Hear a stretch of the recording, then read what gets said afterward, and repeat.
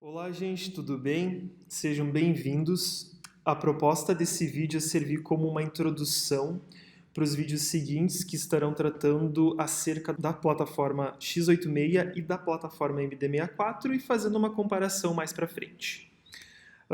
Esse conteúdo está sendo produzido em parceria com a FAI, Faculdade Anglicana aqui de Erechim, e faz parte da disciplina de Arquitetura de Computadores. Um pouquinho sobre o princípio da equivalência, que vocês vão ver mais para frente. Basicamente, ele discorre que toda e qualquer tarefa que possa ser realizada por um software pode também ser realizada em equivalência por um hardware, né? Eventualmente, construir um software para determinada operação lógica é mais barato do que um hardware, mas o hardware acaba sendo mais seguro. O que pesa nesse meio termo é quanto de dinheiro tem para se investir e quanto de tempo tem disponível também.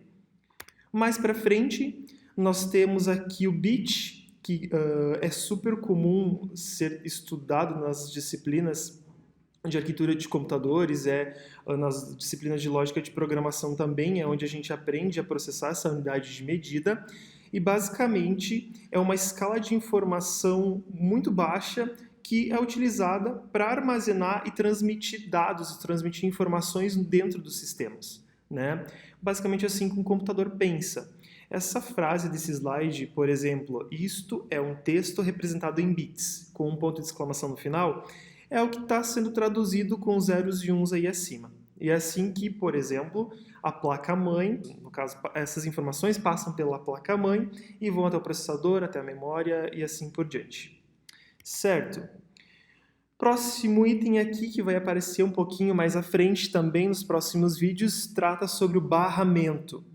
Barramento, basicamente, é um conjunto de linhas de comunicação que acabam permitindo a interligação dos dispositivos de um computador. Normalmente ele é fixado na placa-mãe, ou a placa-mãe é composta por barramentos, por essas linhas, e ela liga o processador com a memória, né, e permite que ocorra a troca de informações dentro do computador. Mais para frente, o processador em si, essa é uma imagem de um processador com esses pininhos ali e os chips fixados nele.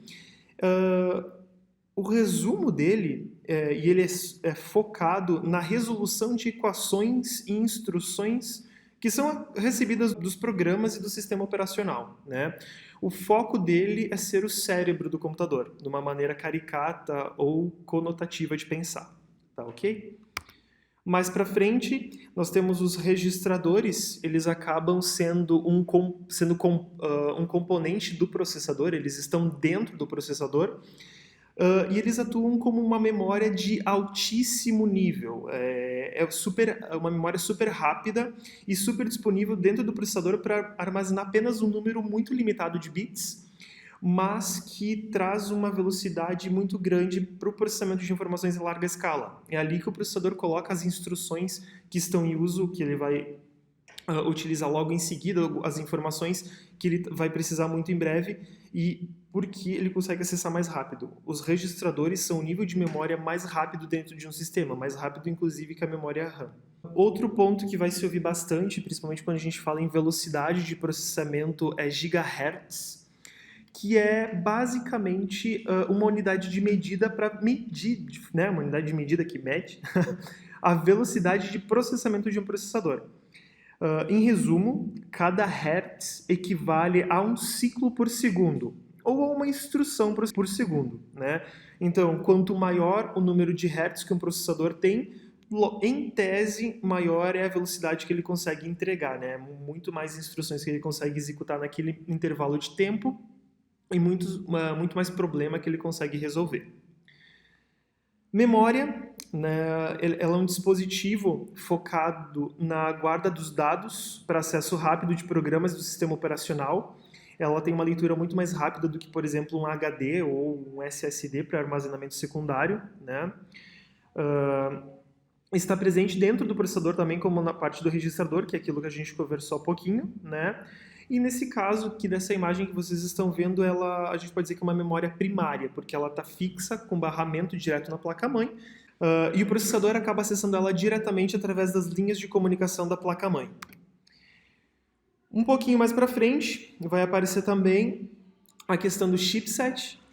O propósito dele é servir como um gerenciador do fluxo de dados entre CPU, memória, periféricos, né, dispositivos de entrada e saída, e ele é basicamente um circuito eletrônico miniaturizado que liga e desliga, né? Ele controla a passagem dos pulsos elétricos, né, para cada uma dessas instâncias do computador.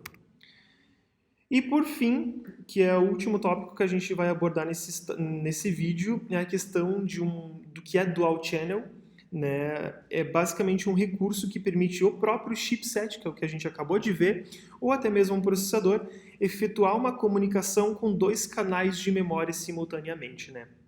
Nas arquiteturas um pouquinho mais antigas, nas placas-mães um pouquinho mais antigas, era comum você ter apenas um pente de memória, porque era uma arquitetura mais limitada, e depois com a evolução você já tem, inclusive servidores, por exemplo, ou computadores mais potentes com mais pentes, né, dual channel, ou até outras instâncias disponíveis para acesso de conteúdo e armazenamento primário durante o uso do equipamento. Ok, gente. A primeira parte, né, o vídeo de introdução era isso que a gente queria passar. Espero que tenha ficado claro e nos vemos daqui a pouquinho no próximo vídeo. Obrigado e até mais.